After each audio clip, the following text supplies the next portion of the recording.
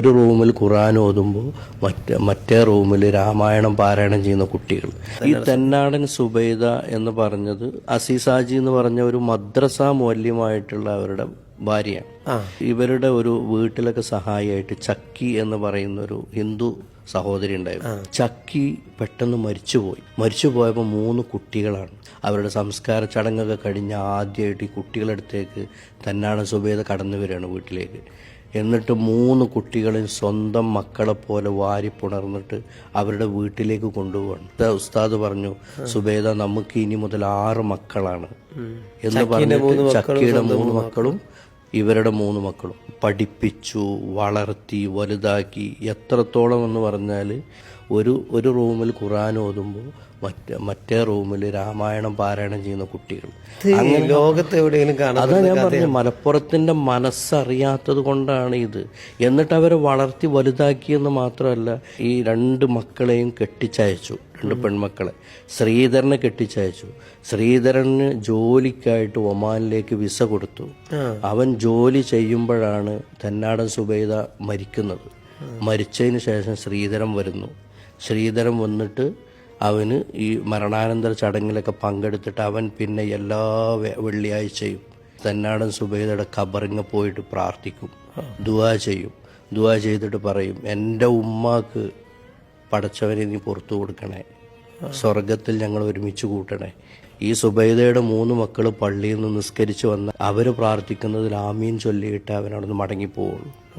ഇതാണ് മലപ്പുറത്തിന്റെ കഥ. ഇതറിയുന്ന 3 പേരെ ലോകത്തുള്ളൂ. വർഷങ്ങളായിട്ട് ഒരു മലപ്പുറത്തിന്റെ മതനിരപേക്ഷ മതേതര പാരമ്പര്യം കാത്തു സൂക്ഷിക്കുന്ന, അത് ഒരു പോറലും ഏൽക്കരുത് എന്ന് മനസ്സുകൊണ്ട് ദൃഢപ്രതിജ്ഞ ചെയ്തവരാണ് പാണക്കാട് തങ്ങന്മാർ. അതായത് മാറാട് കലാപം ഒരുപാട് കുടുംബങ്ങളെ ബാധിച്ചു, ഒരുപാട് പ്രശ്നങ്ങൾ ഉണ്ടാകുന്നു, ഒരുപാട് പേര് കൊല്ലപ്പെടുന്നു, അക്രമങ്ങൾ തുടർച്ചയായിട്ട് നടക്കുന്നു.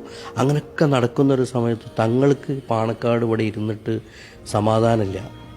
അവിടേക്ക് പോകാനും പറ്റില്ല. കാരണം അവിടേക്ക് പോയി കഴിഞ്ഞാൽ പ്രശ്നമാവും എന്നുള്ള ഇൻ്റലിജൻസ് റിപ്പോർട്ടുണ്ട്. അപ്പോൾ അതുകൊണ്ട് തങ്ങൾ ഇവിടെ ഇരുന്നിട്ട് ഇങ്ങനെ ആലോചിക്കുക, എന്ത് ചെയ്യും, ഇതൊന്ന് ശാന്താക്കണമല്ലോ, ഒന്ന് കെടുത്തണമല്ലോ. അല്ല, സാദിഖ് അലി ശിഹാബ് തങ്ങളെ വിളിച്ചു, ഞാനൊരു കത്ത് തരാം, ഈ കത്ത് നീ എന്ത് ചെയ്യണം. അന്ന് BJPയുടെ പ്രസിഡന്റ് ശ്രീധരൻപിള്ളയാണ്. അദ്ദേഹത്തിന് ഈ കത്ത് കൊണ്ടുപോയി കൊടുക്കണം എന്ന് പറഞ്ഞു. ഒരു മനുഷ്യനറിയണ്ട. എന്നിട്ട് തങ്ങൾ ഈ കത്ത് കൊടുക്കുന്നു. സാദിഖ് അലി ശിഹാബ് തങ്ങൾ പിറ്റേന്ന് രാവിലെ അവിടുന്ന് പുറപ്പെടുന്നു.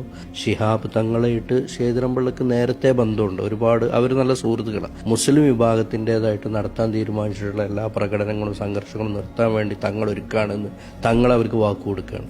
ഒന്നും നടക്കില്ല അവിടെ, അതുപോലെ നിങ്ങളും ചെയ്യണം എന്ന് പറയുന്നു. ശ്രീധരൻപിള്ള അത് സമ്മതിക്കുന്നു. അങ്ങനെ ഈ 2 പേരും ഈ കത്തിലൂടെ അവിടെ ഈ തീരുമാനിച്ച എല്ലാ പ്രകടനങ്ങളും എല്ലാ പരിപാടികളും നിർത്താൻ തീരുമാനിക്കുന്നു. നമ്മൾ പിന്നെ കാണുന്നത് 2-3 ദിവസത്തിനകം മാറാട് ശാന്താവുന്നതാണ്. പലരും അതിന്റെ അവകാശവാദങ്ങൾ പറഞ്ഞു. ശിഹാബ് തങ്ങൾ ആരോടും പറഞ്ഞില്ല, സാദിഖ് അലി ശിഹാബ് തങ്ങൾ ഒരാളോടും പറഞ്ഞില്ല. ഇതറിയുന്ന 3 പേരെ ലോകത്തുള്ളൂ. പക്ഷെ ശിഹാബ് തങ്ങൾ മരിച്ചതിന് ശേഷം അനുസ്മരണത്തിലാണ് സാദിഖ് അലി ശിഹാബ് തങ്ങൾ ഇത് ആദ്യമായിട്ട് പുറത്തു പറഞ്ഞത്.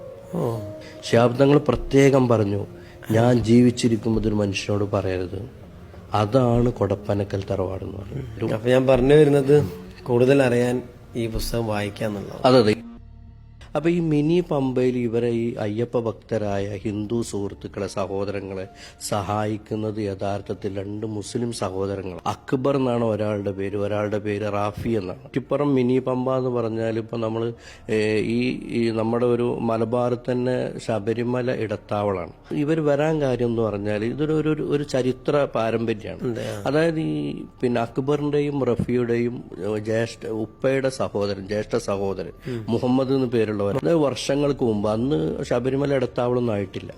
ആ സമയത്ത് ഇദ്ദേഹം അവിടെ എന്തോ മീൻ പിടിക്കുക അങ്ങനെ എന്തോ ഒരു ജോലി ചെയ്തുകൊണ്ടിരിക്കുന്ന സമയത്ത് ഒരു അയ്യപ്പ ഭക്തരായിട്ടുള്ള ഒരു കുടുംബം അവിടെ വരികയും അവിടെ ഒരു സ്ത്രീ പിന്നെ അവിടെ കുളിക്കാൻ ഇറങ്ങിയപ്പോൾ പെട്ടെന്ന് നിലയില്ലാ കരയത്തിലേക്ക് ആണ്ടു പോകുന്നത് ഈ മുഹമ്മദ് കണ്ട ഉടൻ തന്നെ ഇയാൾ എടുത്തു ചാടിയിട്ട് ആ ഹിന്ദു സഹോദരിയെ രക്ഷിച്ചു. പക്ഷെ ഈ രക്ഷിക്കലിന്റെ ഇടയ്ക്ക് ചുഴിയിൽപ്പെട്ടിട്ട് ഈ മുഹമ്മദ് മരിച്ചുപോയി. ജീവൻ ബലി കൊടുത്തിട്ട് ആ ഹിന്ദു സഹോദരിയെ രക്ഷിച്ചു.